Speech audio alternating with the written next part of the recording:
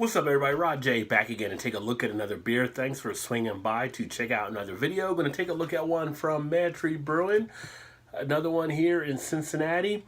More recently, I had just done a video on them looking at one of their beers, and this is going to be the Pilgrim Fall Ale.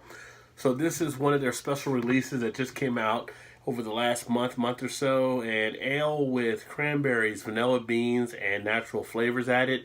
Had not had this one before, so looking forward to seeing what this has to offer. A lot of good buzz about this beer. ABV on this one comes in at 5%. Let's go ahead and get it open and get it into a glass and see what it does.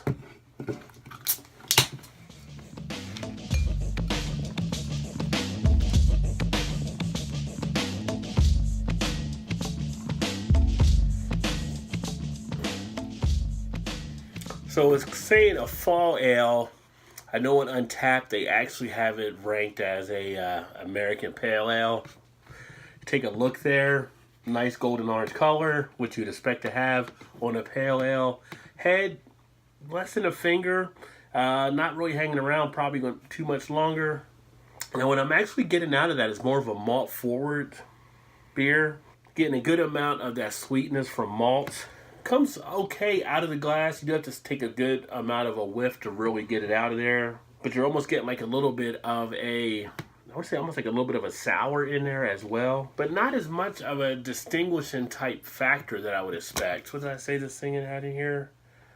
Yeah, none of this is really coming out, the cranberries, vanilla beans, or anything along those lines. Maybe that'll be more in the taste of the beer. It's almost got a feel of a fall beer that would be like an Oktoberfest type beer. That's kind of the malt sweetness I'm actually picking up here. Well, let's go ahead and check the taste. Now, on the taste, I do pick up a little bit of the vanilla in that regard, especially on the after effect. After the swallow, I feel the vanilla kind of linger in there in the mouth. Not too much really with the cranberry. Do get a nice sensation in the cheek areas. Very flavorful, gets off the palate nicely, does carry a little bit more of the bitterness than is indicated by what Untapped had for an IBU of 14.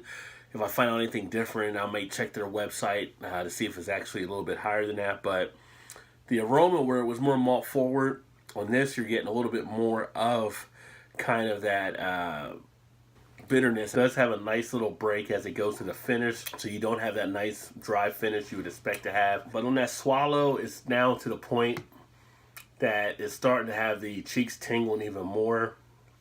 I can really feel the flavor getting around the mouth nicely. Good mouth coating effect taking place with it here. Duration of the flavor is definitely picking up.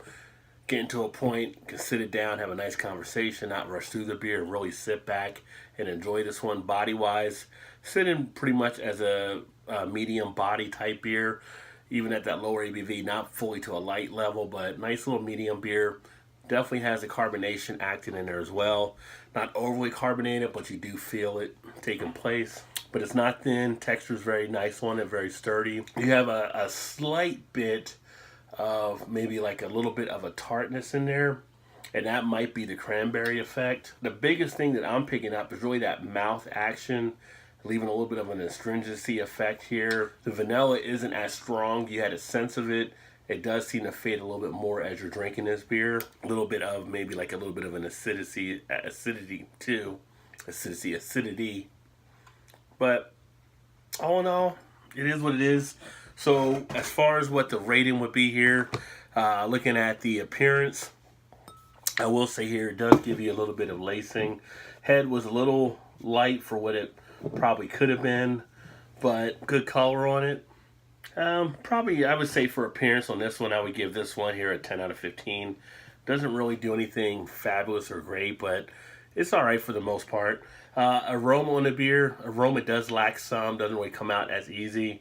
Some of the things you'd expect to get by reading a can don't really fulfill for what you're actually getting out of it, at least in my opinion.